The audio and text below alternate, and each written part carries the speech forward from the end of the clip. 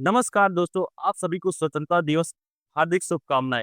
आज से 78 साल पहले हमारा देश 15 अगस्त 1947 को आजाद हुआ था। 14 अगस्त 1947 की रात थी। वो रात जब दिल्ली की सड़कों पर संसद भवन की ओर जाने वाले रास्तों पर लोगों की भीड़ उमड़ रही थी। हर कोई जानता था आज की रात इतिहास बदलेगा। प्राचीन सभ्यता जो लगभग 200 वर्षों से बेड़ियों में जकड़ी हुई अब आजादी की दहलीज पर खड़ी थी। पूरे महाद्वीप में जश्न और गम दोनों से भरा हुआ था। बंटवारे ने करोड़ों लोगों की दिलों को चीर दिया था, लेकिन एक स्वतंत्र भारत का सपना पहले से कहीं अधिक उज्जवल हो चुका था। दिल्ली में दिल्ली के घड़ी में आधी रात के करीब जब पहुंची, तो संसद भवन के भीतर संसद सभा की बैठक शुरू हो गई। बोलने के लिए खड़े हुए पंडित जवाहरलाल नेहरू और उनके पहले शब्द थे, अमर हो गए। लंबे समय पहले हमने तरतीब से जो वादा किया था, वो वादा आज पूरा हो गया।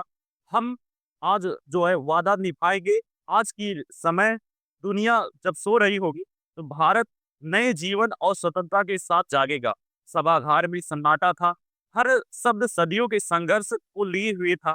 भगत सिंह की जैसे कुर्बानी, गांधी जी के सत्याग्रह, जलिया बाग हत्याकांड, सुभाष चंद्र जी के हुंकार और नेहरू जी के भाषण को जब समाप्त हुआ, तो भारत को एक स्वतंत्र राष्ट्र के रूप में उन्होंने घोषित किया, तो पूरे हाल तालियों से गूंज उठा। बाहर लोग खुशियां खुशियां मनाने लगे। मंदिरों, गिरजाघरों और गुरुद्वारों में प्रार्थनाएं गूंज उठी। कुछ ही घंटों बाद 15 अगस्त की सुबह सबसे पहले सुबह 9 बजे पहली बार लाल किले पर तिरंगा फहराया गया। और अब नेताजी ने एक अब एक कैदी के रूप में नहीं, बल्कि एक स्वतंत्र जनता के नेता के रूप में देश से कहा। और उसी दिन डॉक्टर राजेंद्र प्रसाद को संविधान सभा का अध्यक्ष नियुक्त किया गया, जो आगे चलकर स्वतंत्र भारत के प्रथम राष्ट्रपति भी बने। और भारत के बेटी बेटियों ने अपनी अपनी पहली रात और सुबह कैसे मनाई। लोग गांव में दिए जलाए जैसे दिवाली समय से पहले आ गई। लोग एक दूसरे के गले लगे, एक दूसरे को मिठाई खिलाए, और लोगों के आंखों में आंसू बह रहे थे, जो याद दिलाता है उन लोगों जो इस सुबह को देखने के लिए जीवित नहीं थे। लेकिन दोस्तों, आजादी के 78 साल बाद आपसे मैं ये पूछना चाहता हूँ कि क्या हम सच में आजाद हैं? हमने अंग्रेजों की बेड़ियां तो तोड़ दी, लेकिन इस आदेश जंजीरें जो आज हमें जकड़े हुए हैं। हम खुद को गर्व से स्वतंत्र भारतीय कहते हैं, लेकिन अपने मन में आज भी पश्चिमी दुनिया की मान्यताएं चाहते हैं।